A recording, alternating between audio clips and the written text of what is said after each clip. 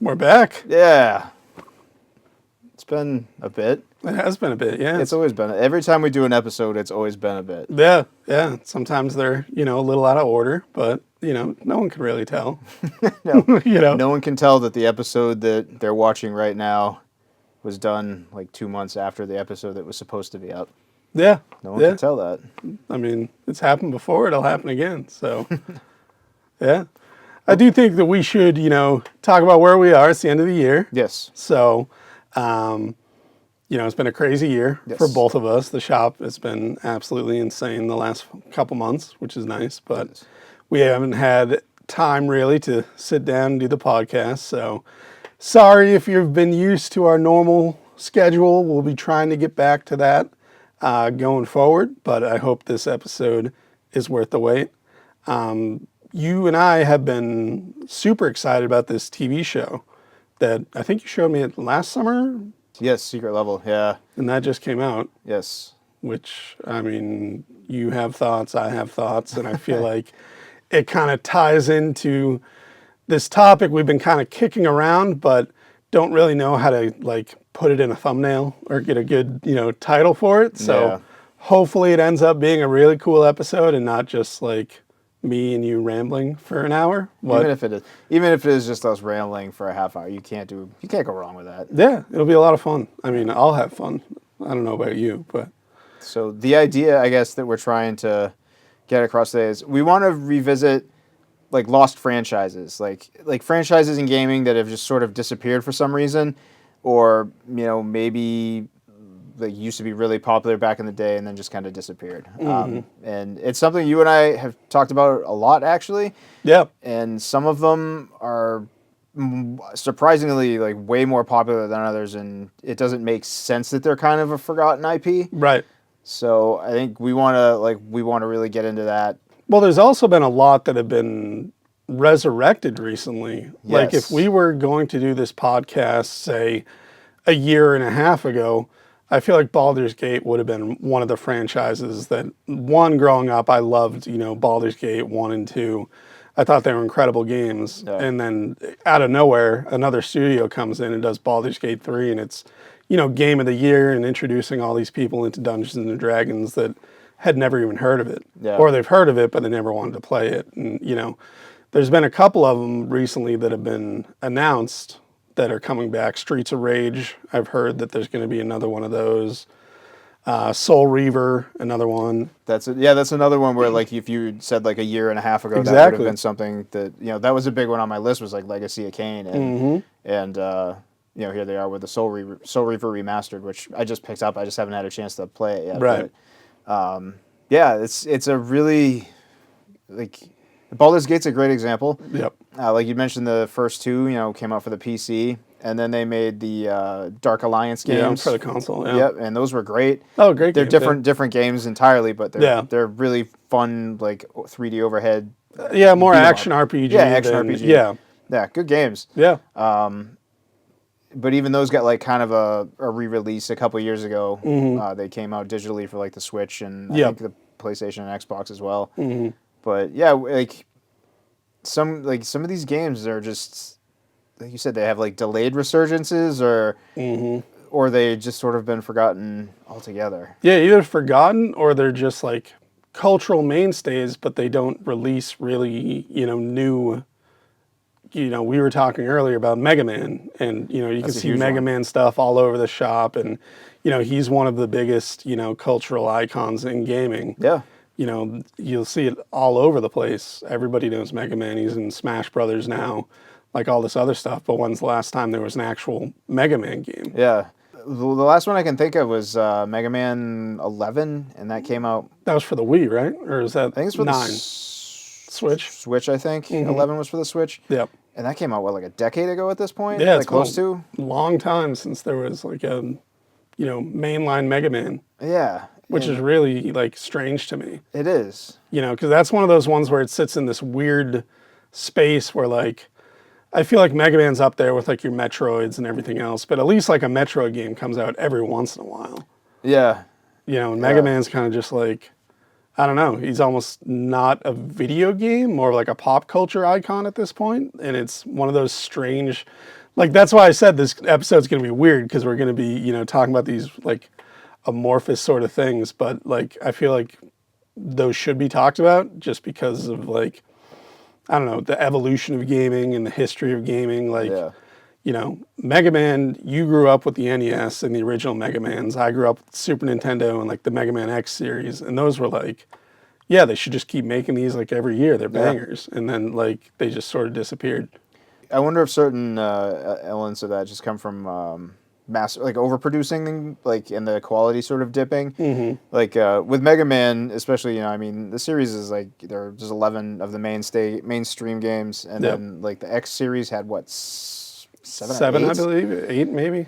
Yeah, there's a lot of those too, and then there are, yeah. Then they started going into the spin-offs, like they had like Zero games, and then there was like other ones. Like it's a series that sort of seems to have like gone and become spin-offs more than it has mainstay games. Oh yeah, there's a ton of different spin-offs for Mega Man. Yeah. Especially on handhelds. There's a couple serious Mega Man collectors who come into the shop, and it's like, how do you guys even keep this straight? Like, not to mention they did the whole Mega Man Legends 1 and 2. Yeah. Like, those were all over the place, and, I loved them when they came out, but I think we talked about that one in the Nostalgia Glasses episode, where it didn't really live up to how I remembered it. Yeah, but the old 3D stuff's a little rough, oh, especially for that. Yeah. Yeah, Mega Man's like I think that's one of the better examples of a franchise that's sort of like, I wouldn't say it's lost, right? But it's definitely like, it definitely doesn't get the doesn't get as many releases as it should, or like you just wonder what the hell they're doing with it. Yeah. One of the biggest ones that I could think of was Castlevania. Yep. Like, Castlevania is a series that's always been huge, and like it's always been around, and like now it just kind of doesn't exist. Yeah, it's a lot of re-releases. It's mainly just re-releases now. Like the last original Castlevania game I can think of that came out was the that one that was sort of a Symphony of the Night spin-off, but it was like a weird sort of gameplay style where like the screen would like zoom in and out.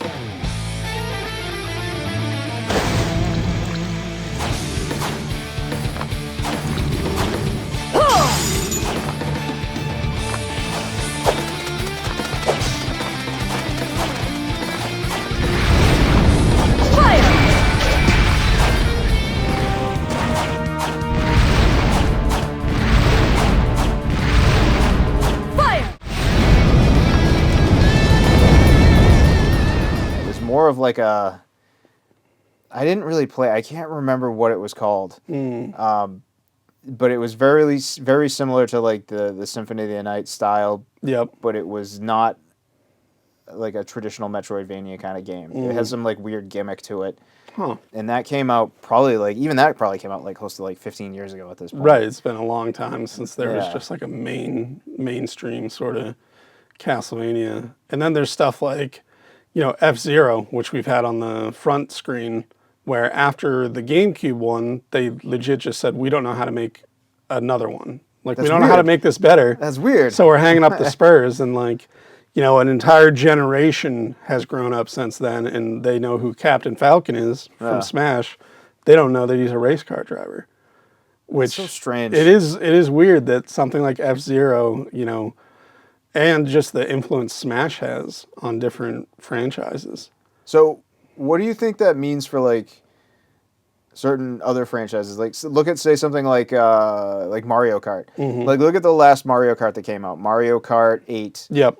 And Mario Kart 8 was a port of Mario Kart 8 from, wasn't that like Wii U? Wii U, yep. So it was, the newest Mario Kart isn't even an original Mario Kart. No. But they decided to like remaster it or make it a little bit better looking, and then slapped a bunch of new courses on it over the past couple of years. And that's legit like the best Mario Kart game that's ever. Like, that's a series that like each one that comes out is the best one that's ever been made. Yeah. And what do you do with that next? Like, are you not going to make another one now because you like? How do you make a better version of that? Like, right. I mean, and it's one of those games that, other than Double Dash, they didn't really mess with the formula too much. I mean, Double Dash had that extra depth to it with the two riders and being able to swap between them and everything else, but they went back from that with Mario Kart 8, and they've just, it's almost becoming like a live service sort of thing. Yeah. Where it's like, oh, every 6 months we're going to put out the tracks from, the DS version or the GBA version. We're going to port them and, update them and keep things going that way.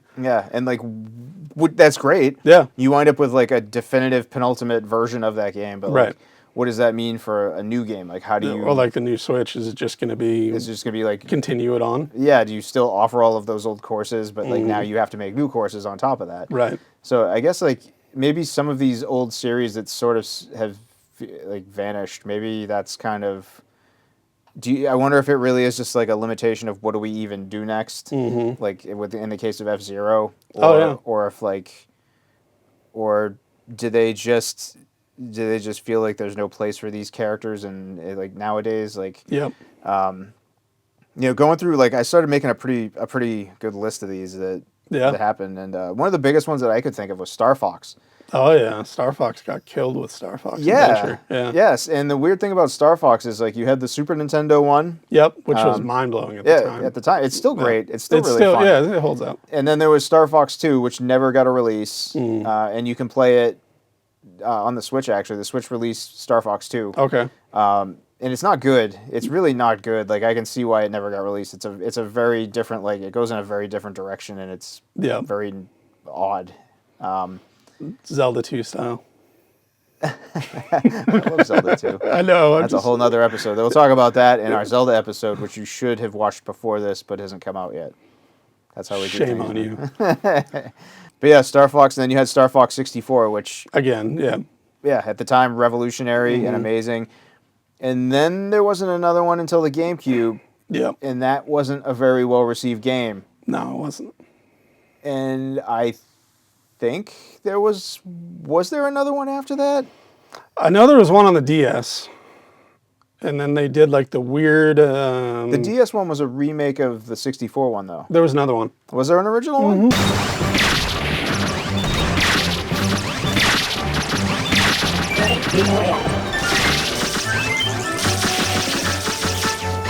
There was an original one, but it was kind of weird. Like there was like levels where you flew around in the R-Wing, but other ones where it was kind of almost like a turn-based strategy sort of over map sort of deal. It was not fun. So that's an example, I think, of a series that tried to like branch off and do more than it was ever supposed to be. Right. Like the one for the GameCube was like, wasn't that Star Fox Adventures? Yeah. And I remember like half of that game you're running around on foot, and it's like nobody wants to do that. No. You just want to you want to just fly around in an R-Wing and blast stuff. Though I heard in development it was a different game, and when they got towards the end of it, they sort of slapped on the Star Fox paint to it. Interesting. Yeah, I mean, someone can fact check me in the comments, but like I swear that's true.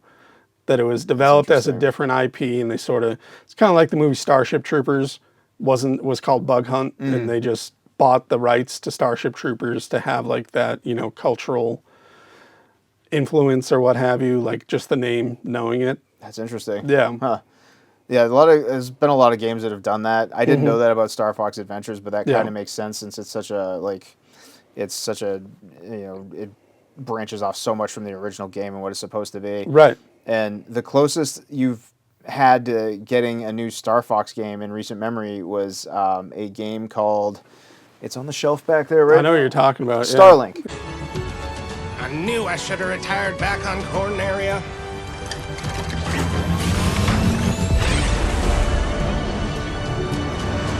Identify yourself. Who are you guys? What's up? We're Star Fox. We thought you could use a hand with these punks.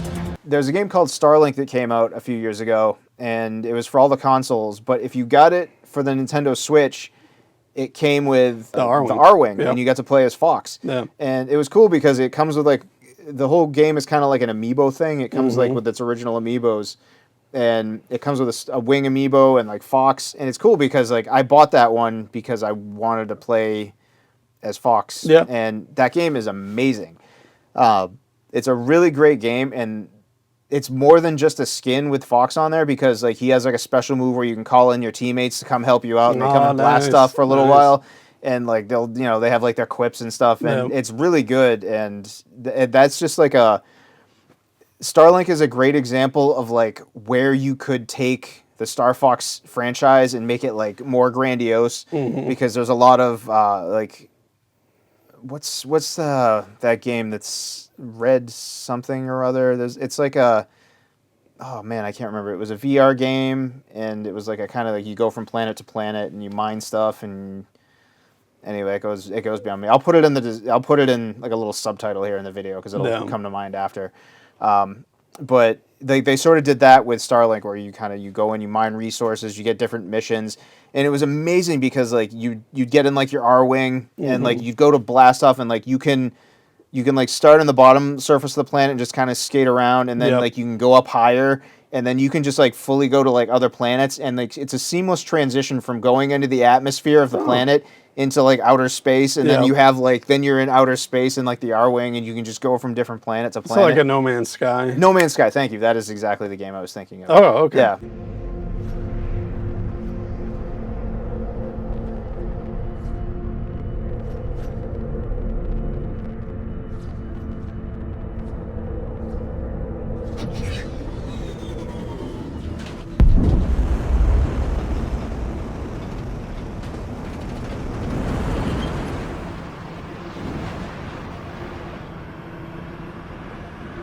All right, guys, I made it to Haven. Where am I headed?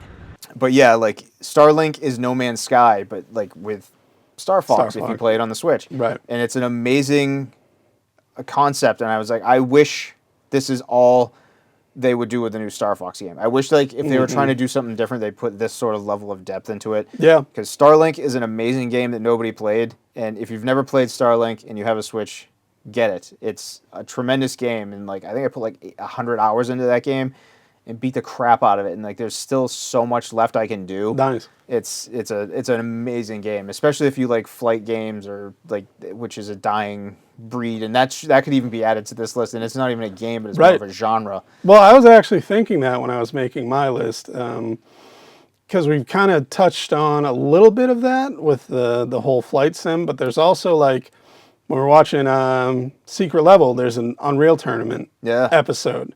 And that entire genre of arena shooters just doesn't exist anymore.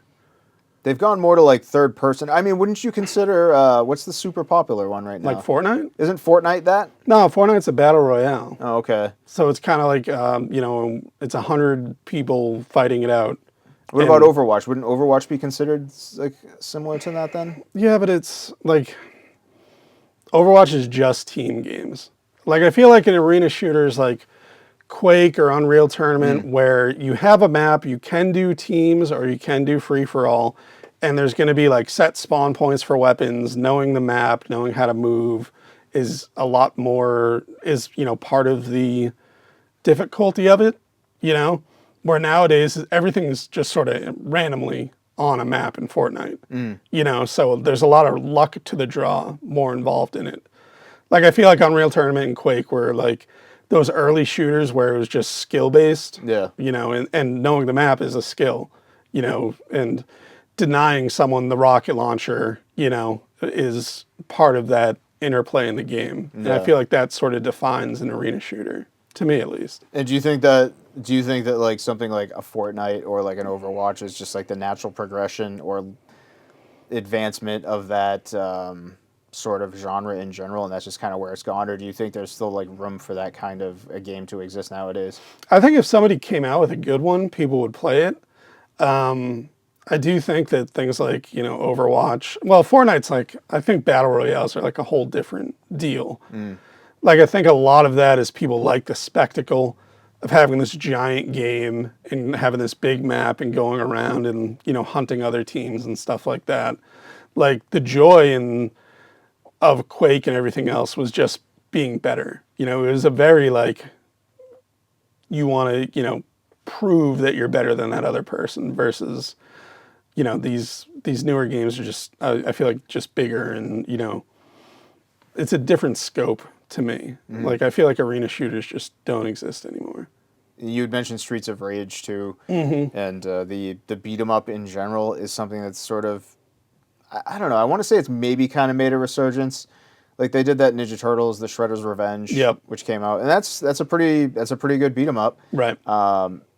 I didn't know they were going to make another Streets of Rage, but Streets of Rage 4, which just came out a few years ago, Yep. is amazing. Yeah. That's like a genuinely excellent game series that they just dug at. Like the last one came out on like the Genesis in like 94, 95. Yeah, Streets of Rage 3, yeah. And then they come out of nowhere with Streets of Rage 4 in like 2021 or 22 or something like that. And that game's excellent. Like it feels like a total continuation of the series. The intro's awesome. The music's amazing. It's like a game that really understood what made the originals great. And sometimes you'll get that. Like sometimes you get these weird resurgences of like old IPs that have just seemingly died, and then they'll just come out of nowhere. But then on the other hand, you have another example. The flip side of that coin would be like the ones that never quite went away, but haven't been able to recapture the magic. Yep. Look at something like Double Dragon. Right. Double Dragon, like they started putting new Double Dragon games out, like, I don't know, like 10, 15 years ago. They started kind of bringing that back around. Yep. And they just never were really that good. Right. Like they just keep putting them out, and they're just like, eh. Contra's another one. Yeah. Contra is like another series that it's weird where like once you get beyond like the numbered Contras, like Contra 4 for the DS is brutal. Oh, yeah. That game's amazing. Yeah. And it's brutal and it's miserable and it feels like a Contra game. It's really good.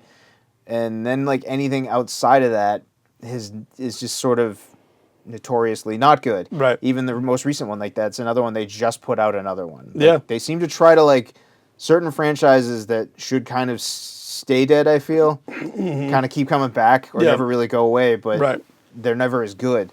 And I think that's an interesting spin on like what we're talking about, because it's like some that you want to be good that have always been around aren't, and you wish they would take a break. Yeah. So. Oh yeah. I mean, that entire beat 'em up genre. I mean, even if we go into the back room and look at the arcades, we got Turtles, we got Final Fight, we got Sunset Riders. Like that was The Simpsons. Yep. Enormous genre, hugely popular, and then it's become this extreme. There may be a Contra every once in a while, maybe a Streets of Rage, but it's not. If you look at the Genesis and Super Nintendo, you can't go through the list, without seeing a ton of beat 'em ups on there. Like, it's huge. Yeah. Same thing with another one I was thinking of, shoot 'em up games. Yeah. Like shoot 'em ups, other than very, very indie sort of made shoot 'em ups, just don't exist. Yeah, I was thinking about that too. Like Gradius. Yeah. Gradius is like one of the biggest side-scrolling franchises, and or Life Force, whatever you want to call it, like whichever version you want to call it. Right. That's a series that had like a really huge following for a while, and then just sort of disappeared. Like I can't remember the last Gradius game that came out. I can't remember the last just shoot 'em up game that came out. Yeah. I mean, I think like the pinnacle was like your Radiant Silvergun and like Ikaruga. Yep. And that was Sega Saturn and GameCube. Yeah. So like you're talking over 20 years for one of them and then almost 20 years for the other one. Yeah. And I really can't think of a mainstream, shoot 'em up game that's come out. And that was like ridiculously popular. Yeah. Yeah. Shoot 'em ups were huge back in the day, and but it's also like one of those genres I find that like not everybody played. No. Like they were huge at the time, but I don't know if they were ever popular. So I think now it's just gotten to the point where it's like an even more escalated version of that, where it's like it's even less popular now than it ever was, but like the people who still really want to play them, that grew up and love them, want to play them very badly. I am one of those people. So well, I feel like with the shoot 'em ups specifically, people will take very small parts of it and put it in other games. So you'll have like the whole bullet hell sort of stuff that shows up in like Undertale, or some of these like other modern Metroidvania games will play with that sort of thing, where it's just there's a million things on the screen, you got to dodge them. Like maybe the reason we don't see those anymore is that technology just moved past. After Ikaruga and Radiant Silvergun, there wasn't really anything else to do. Yeah. Like I feel like Radiant Silvergun was almost like a puzzle. Well, I talk about this game way too much. Like a game. Like a puzzle shoot 'em up, and then Ikaruga was very interesting with the black and white swapping and shielding stuff. But yeah, there's just maybe not enough depth to that whole genre to keep it going. But yeah, it's weird to me that so much of this stuff, because Unreal and Quake, those were huge. They were when huge, you and I yeah. were like younger, like teenage years or even younger. Those Yeah. were like, it's to a modern audience like COD not existing anymore. Yeah. That's how big it would be. Yeah. Like there's no more COD anymore. Like COD is the Medal of Honor of now. Like it's Oh yeah. Oh weird. Yeah. Medal of Honor. Way to bring that up. Yeah. That's a good modern. Doesn't exist That's a anymore, modern yeah. example of a game that series that doesn't exist. Yeah. That's an interesting. Yeah, that's an interesting point. yeah. I hadn't really even thought of that because I was looking like more old school stuff, but that was a popular series. It was. There's a around. lot of like I was thinking, sort of like the new, not like superhero, but they made like Infamous or Prototype. Yep. Like those games when they hit were giant for PS3 and 360, and then there was a Prototype 2, and that was it. Pretty sure there was an Infamous sequel for PS4, but it Yeah. didn't sell as well, and that may be just because of people got tired of superheroes. And people got tired of just random free roaming games, you know? Well, those games I always found those games to be weird too because like when those came out, I didn't care about them. I played them and I was like, I've played 1,000 other games like this. Right. I feel like those are games that tried to like push a new mechanic that made it like sort of seem like it was a fresh take on something that had already been done to death. Right. Like Infamous having like the hacking thing or whatever. That was its like claim to fame in a game that otherwise you'd play it 1,000 times before. Right. But it is interesting that you said that they did make a couple of them and they just kind of Yeah. nobody cared at that point. Right. But I guess to go back to like old school series of stuff that like just has disappeared. Another interesting one that I was thinking about was like Kid Icarus. Yeah. Like that was a game series that was never hugely popular. No.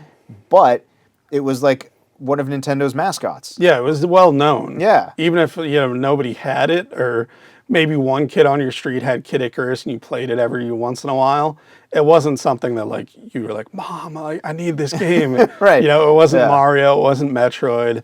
It wasn't on that level. But again, that's one of the ones we could do an entire episode on like games that have been revitalized or like brought back into the culture just from Super Smash Brothers. Oh, absolutely. Because I think once they added Pit to, I think it was Brawl was the first one he was added to.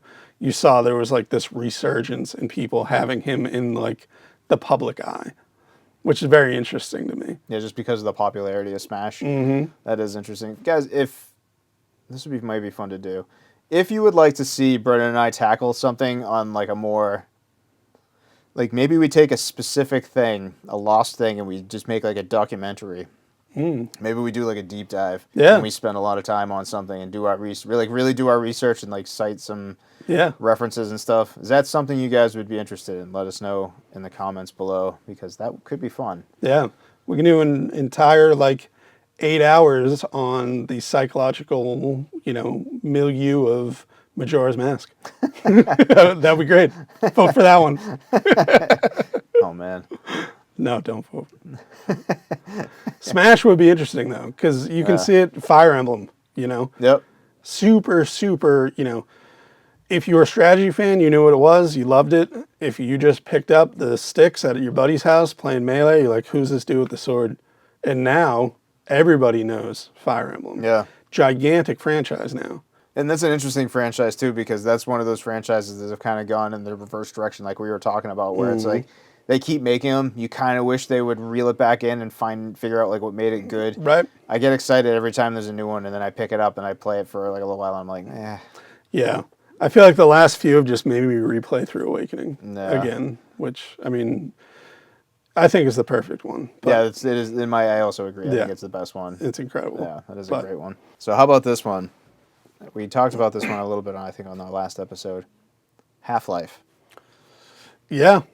Half-Life's an interesting one, though, because, I feel like we could do a whole episode on Valve and just how different they are as a company. Like, they have more money than any other studio in the world. Yeah. And they can just put out whatever they want, whenever they want. Like Portal, that game's so old now, but it's one of those things where it was like revolutionary at the time. Yeah. Same with both Half-Life games. I still want to play Half-Life Alyx because that's like the supposed to be VR awesome. sort of pushing the boundary. But that one's strange because they're almost like purposely not doing it. Or they're like, they've talked to, what's his name? Gabe Newell, the guy who runs Valve. And he's like, well, we always wanted Half-Life to be about the technology more than just the story and like pushing it forward. So they have a story for Half-Life 3. They just haven't done it because they haven't figured out like something technology interesting wise to keep it going. That's interesting. Yeah. It's weird. They're like the George R. Martin of gaming. Yeah. They just like they made their money and now they just kind of like, Well, they get 30% of every PC game sold ever. insane. It's like and they're privately owned. Yeah. So there's no, shareholders, board of directors, anything like that. Like, as long as that Gabe still, living, that is going to be this strange sort of company. Yeah. But yeah, same with Left 4 Dead. Yeah. Left 4 Dead as like a, get your 3 buddies on Xbox Live and it was like how we play Helldivers today. Yeah, it was one of my favorite multiplayer games. So much fun. So much fun. And they did 2 of them. They're both amazing. Yep. And then, the old joke, Valve can't count to 3. Yeah. It seems accurate. It is, so far, it's accurate. Yeah. Portal 1 and 2, also great. The multiplayer in Portal was always fun, too. And the second one, I wish they did more with that. Yeah. But, yeah, I mean, that one is incredibly interesting. I feel like Valve is one of those companies that just, they do whatever the hell they want. And it seems like one of the coolest places to work if you are in the industry. But I can't imagine how hard it is. You must have to be the best of the best to get a job at that place. Because they're incredible. They really are. Like, as far as companies go and putting out games, like, we've talked about it before, Half-Life was like my teenage years. Yeah. Like, spent playing that game and all the mods. I mean, it's funny because Counter-Strike, which I've said before was just a Half-Life mod, still huge. Yeah. Still one of the biggest games. I mean, only Valorant has even tried to, like, get into that space to even challenge them. But Half-Life itself, nobody plays that anymore. You know what? They're oddly enough, speaking of things that are coming back, did you see the trailer for the new Onimusha that's coming out? No. Yeah.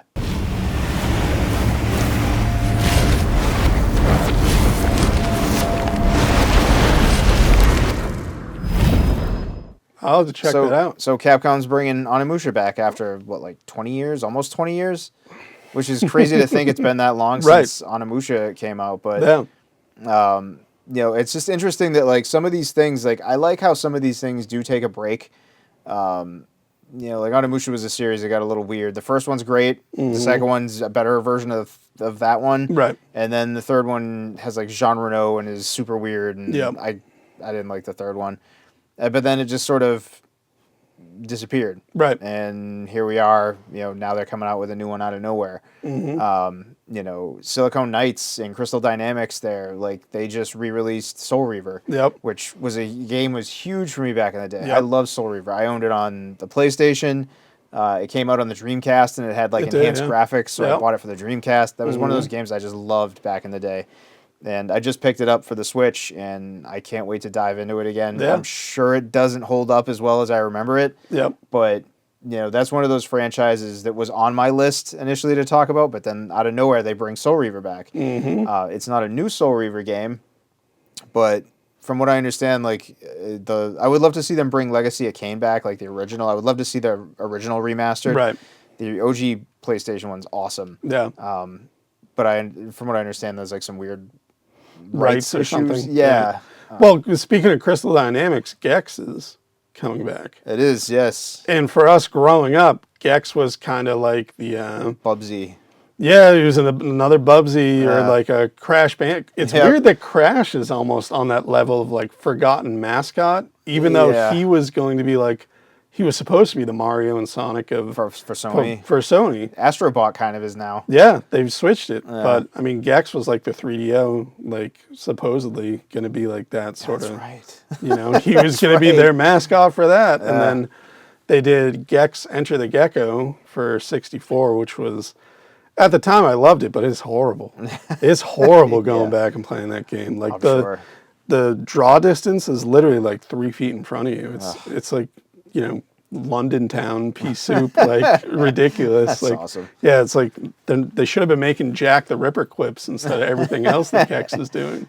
But Gex. yeah, it's coming back. That is weird. Yeah, And that's like, it's so strange to me that some of this stuff, and that's why like I wanted to talk about this, even if it's kind of like hard to get, a through line through it.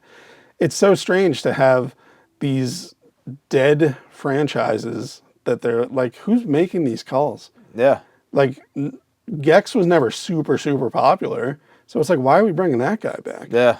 Like there's so many things that it's like, why not bring this back? Like one of the ones I wanted to talk about, and we've mentioned before, is Phantasy Star, Oh yeah. which growing up, Sega had, their stuff, Super Nintendo had their stuff, and Phantasy Star was the answer to Final Fantasy. Yeah.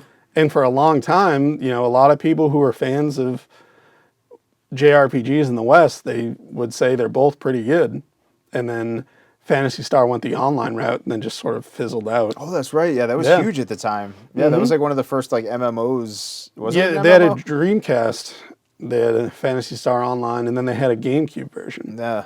Yeah, but it was like an MMO, but I think it was like limited. Like you could have like 4 or 5 people, and then if you went into town, you could see all the other people. But it wasn't like a EverQuest or Ultima Online sort of thing. But Yeah. it was online only, so you can't play it anymore. But I wonder if that's something that like would ever make a resurgence. This Phantasy Star. yeah, it would be interesting Yeah. Like when was the last? Was the online one like the last one that came out? for GameCube. Yeah, Oh wow, so that's a long time ago now. yeah, 15, 16 years. Yeah, Yeah, and it's funny too because like a lot of the franchises I'm bringing up are like 30 plus years old. When it's getting to the point now where like I'm starting to realize my age. When I saw some posts someone made the other day about like I think it was like the DS, like the original DS is like 20 years old now. I'm like, Yep. what the hell? I was like, that's insane to me. oh yeah, It's crazy to think that much time is gone. That's like a whole generation of gamers. That's like the first thing they know. yeah, And all like the series that have come and gone since then even. right. But yeah, man, it's wild that like certain things just sort of disappear and like don't get made again or come back. Like isn't like Lunar making a resurgence? They're Isn't there doing a gonna be- remake of it. Yeah, it's a remake. It's Yep. not like okay. I thought Yep. they were making a new one. they're doing a remake. But then there's also stuff like, all right, Baldur's Gate came back, but Dungeon Siege still dead. No. And that was almost like, I feel like Dungeon Siege 1 came out right after Baldur's Gate Dark Alliance, maybe, right around that same time. So it was kind of the more traditional Dungeons and Dragons style gameplay that you saw in like Baldur's Gate 1 and Baldur's Gate 3. Yeah. And I think they made 3 of those, but then it just sort of fizzled out. I vaguely remember Dungeon Siege. Yeah. It was, yeah. It was right around the time of like Dragon Age Origins, Yep. which had that same play style, but then they went the action RPG. Yep. Very similar to how Baldur's Gate did it for, 1 and 2 and then Dark Alliance. It's kind of weird that as they got popular, they went more action than like because I feel like a lot of people really like the, online, or not online, but, the Dungeons and Dragons, being able to pause, pick all your spells, stuff like that. Yeah. Like, but yeah, Dungeon Siege was another one where it was absolutely massive for a while and then just gone. It's funny you bring up Dragon Age because the one that just came out, the newest one, is like the first Dragon Age in like 15 years or something, like 10 years, Yeah. 15 years, something like that. Which is, again, insane to think it has been that long since Yep. the last Dragon Age. Because, yeah, it was Xbox 360. And Yeah. But yeah, it's one of those things where it comes out now and like no one likes it. Like it's I hate when that happens. I hate when so Oh, much yeah. time, you have so much time to get something right and you just kind of, you swing and you miss. I feel like the issue is that if you take that much time, like how many of the original developers who sort of, this was their brainchild, they're the one who, added that flavor to it, are those people still there? Yeah. And I feel like that happens a lot with a lot of games. A lot of people will leave and make a new studio and make a new thing. Like the people who made Banjo-Kazooie, I believe, left and made Ukulele, which was very similar to Banjo-Kazooie. But, you know, I'm sure the original team that did it wasn't there for like nuts and bolts or, you know, stuff like that when it comes out. No. It just seems like you either have to wait longer and do like a full, like, this is going to be a remake, you know, a revamp, like we're reintroducing things like they're doing with a lot of stuff we've been already talking about. Yeah. Or just, you got to get it out earlier. Like the newest Dragon Age game, like 360 to now, that's like 2 generations. Two generations. Like, you know, that's way too long. Yeah. Like you need to stay in the public eye for, you know, that long. Unless you're doing like a GTA 5 and you have online that makes you $1 billion and you can, you know. Coast on that. Yeah. Yeah. Or like Metroid, where it's like another one of those strange series where it's like, it's not as popular as we think. Right. But it's popular enough that Nintendo knows it and will release one. They'll throw you a bone here and there. Yeah. But the last Metroid Prime that came out was GameCube. So again, like 15 years ago. Yep. There's been other Metroid games since, but Right. not another Metroid Prime game. Yep. But I think like it's just these strange things where it's like it depends upon what franchise you are and what studio you are. Yeah. You can get away with certain things, I feel. Oh yeah. I mean, I think we talked about this last time about how Metroid, if you look at their games, 2 of the early ones are just remakes of 1 and 2. Yeah. It's like you only have 5 games and 2 of these are remakes. Like, who do you think you are? You know, Yeah. but Nintendo. they got away with it. You know. Yeah. So it was interesting. I always like, because you and I both love Super Metroid. No. Like, Yeah. but that's a game that doesn't fit in with like the Nintendo look. You know. Yeah. Colorful, happy, you know, kiddie games, and then you have like this Ridley Scott sort of alien vibe sort of thing. Yeah. Like it's just, you know, out of the left field for them. But one thing we haven't talked about that I think is interesting is that franchises that existed but will come back as something else. So let's say, for example, like Ghosts and Goblins. Yeah. There was an arcade game. It was a Nintendo game. It was released for the Genesis as well. That's one of those games that's had variants throughout the years. yeah, But then not even a few years ago, it was like PlayStation 2. They released a game called Maximo.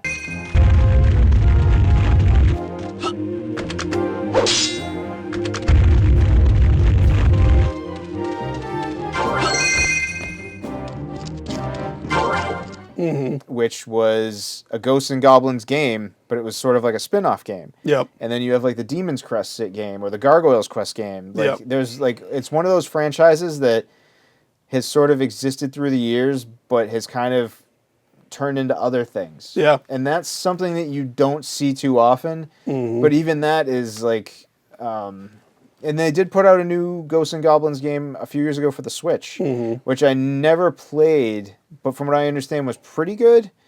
But that's like another one of those weird things where it's like you have a franchise that becomes like a series of spin-offs which also have like varying degrees of popularity. yep, And then will disappear and then have a resurgence. So it's like that's like as meta as it gets. Yeah. And I feel like that doesn't happen too often, but that's out there too. Well, the interesting thing for me about that game in particular is that I feel like it was well known because it was so difficult. Yes. Like I feel like a lot of people would play it for maybe, you know, go over to your friend's house, hey, try this. And they would just laugh at you for losing in like the first graveyard, you know? Like it was almost like the Dark Souls before Dark Souls existed. 1000%. And Dark Souls for a long time until really Dark Souls 3 and Elden Ring was a very, very small audience, you know, and I feel like Ghouls and Ghosts and Ghosts and Goblins, those sort of games were exactly the same. There's probably someone who's diehard, like, this is my game. I can beat it without getting hit. Yeah. Like, I can go through this whole thing. I'll go through it twice and 3 times to get, like, the special armors and stuff. But everyone else, all of us normies didn't have those reflexes, would sit there and be like, yeah, that game's, like, super hard, you know, props, but... You know, I top out at Mega Man. Like, I like that difficulty, not like this, you know, 2 hits and you're done, and you start at the beginning of the game difficulty. Like Ghosts and Goblins is a merciless game. Oh, it's and brutal. I think it's cool that it's one of those series that has turned into like little subsidiaries. Like Demon's Crest is an amazing game. Oh yeah. Gargoyle's Quest, those are great games for the Game Boy. It's cool that that's even Maximo. Maximo was a really awesome game that was very fun. Yep. But it's just one of those interesting little spin-offs, and then you have games. Oh, here's another weird example of like what we're talking about. So Ninja Gaiden. Yep. You have the original Ninja Gaiden, like 1 through 3 Nintendo games, super hard, just miserable experience. And then back in like the Xbox days, Original Xbox. Yep. Yep, they brought that series back, and I think they made like 3 of those as well. But it was like a full 3D action game. Yeah, made by Team Ninja. Yeah, it was great. Super dope. It was really, really good. Yeah. And now they're making another new Ninja Gaiden game, but it's going back to the old school like Nintendo style. Right. So it's weird that like you can have this thing that turns into something modern, and then they just take it back to its roots entirely. So that's like another weird example of these like forgotten franchises that make a resurgence that everyone seems to have forgotten about already. Right. It's very strange, the ebbs and flows of video games and what's popular. And it's so hard to predict, because that's one of the greatest examples is Ninja Gaiden, which was huge way back in the day, had a resurgence on Xbox. I mean, they can announce something tomorrow that we like talked about, and people will look back and be like, what are you guys talking about? They just like, they're doing another one, Yeah. Like you can bring up anything, and there could be a new Unreal that they're talking about tomorrow, and we don't know. Yeah. But, it's one of those crazy things where it's like, why are we bringing these things back? Like, a lot of them is just like, some of these things died off for a reason. Yeah. Like, there's either indie games that do the 2D style better, or like I loved the newer style of Ninja Gaiden. I wish they kept going with They're that. so hard too. They were They're just as punishing. Yeah. Yeah. Like the closest thing now I think is like a Neo 1 and 2. No, yeah. I haven't played those, but I heard those are pretty good. They're pretty similar to it, where like Dark Souls is more like slow and, methodical. That was very much like the quick, because fighting that tank in Ninja Gaiden, the Xbox one, is like, oh my God, this is like so hard. Like, why? Yeah. That game's miserable. The airship, I remember the airship just being so punishing. Yeah. Yeah, I'm curious to see like what kind of stuff tries to get like the resurgence now. And some of it just seems so like random and unmotivated. Like the Silent Hill 2 remake that just came out. I heard it was amazing. It's amazing. I have it. And I've played. It's so good. But it's like, what do you do with that? Right. Like you chose to redo the second one. You didn't do the first one. Are you just gonna kind of go through like Capcom and redo Fatal Frame? That's a weird one too. Like what's next? Are you gonna make a new Silent Hill game? Right. But Konami's like another one of those companies that you can't really count on what they're gonna do next anyway. Yep. And I think it's one of those things too that it's interesting that Konami is hell bent on re-releasing like every old Castlevania game except for Symphony of the Night. Don't get it. And I don't know if that's like a Sony exclusivity thing. They had a Saturn port. They did have a Saturn port. It was Japanese only, but it was Japanese only, so there might be something there. Maybe it's tied up in some weird, It has to be like a rights thing, because like, even if it were just a Sony issue, like Sony's had 4 console generations to like port that to something, and they haven't. Yeah. I would just love a Castlevania Symphony of the Night Switch port. I think that would be amazing. I mean, anything. An updated, because those PS1 load times are not, what you remember. They're still pretty horrible. Yeah, they're pretty rough. They're bad. Yeah, but I mean, Sony does stupid stuff all the. I mean, why isn't there a Bloodborne port? What's funny is they're remaking Bloodborne. Did you hear I've heard rumors of it. I don't know if I buy it, but yeah.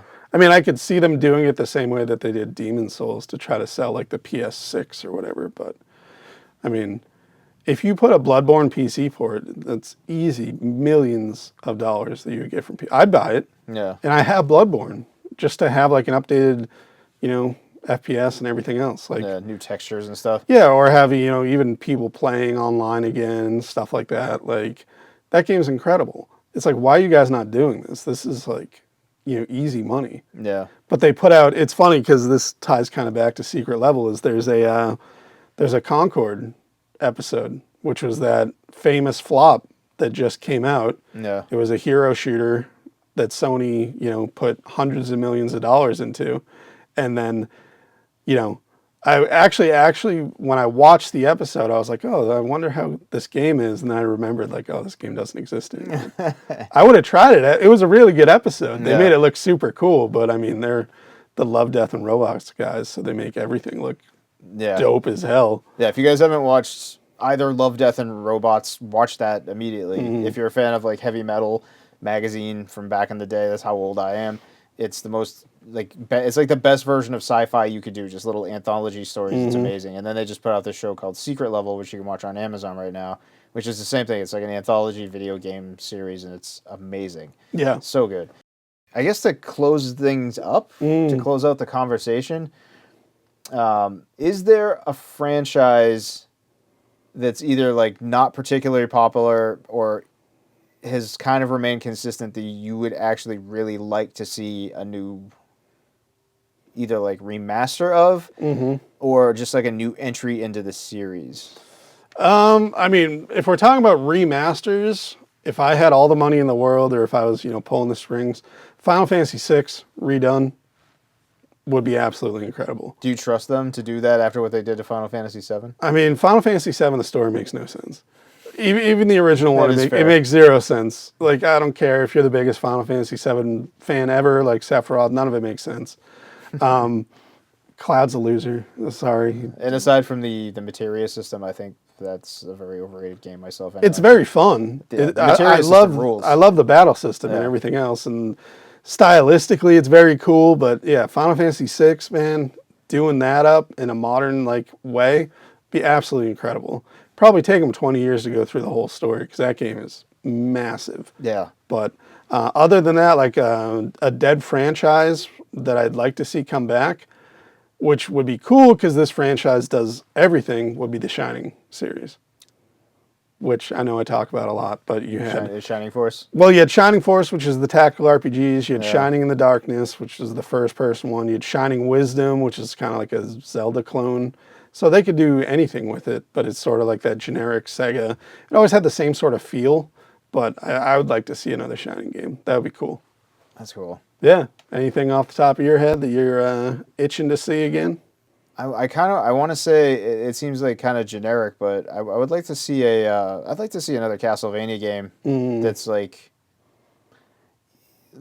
that really sticks the landing with the 2D. Yep. And I'm wondering if we ever will. Yeah. Just because I feel like at this point it's kind of been done to death, and it's been done better in a lot of ways from other companies. That it is such a popular genre. I mean, that video that we did about that got like 3 million views for us. I inflate the numbers a little bit, but it did. It was a good one. Yeah. But there's so many. We spent an hour or so talking about it, and people yelled at us for not talking about every Metroidvania There's so ever. many of them. There's a million of them. Yeah. And how do you go back to that and make better what you sort of... Well, even like, what was it, Bloodstained? Yeah. Ritual of the Night, the guy who made Symphony of the Night in that game, I think we both agreed wasn't not to our very taste. good.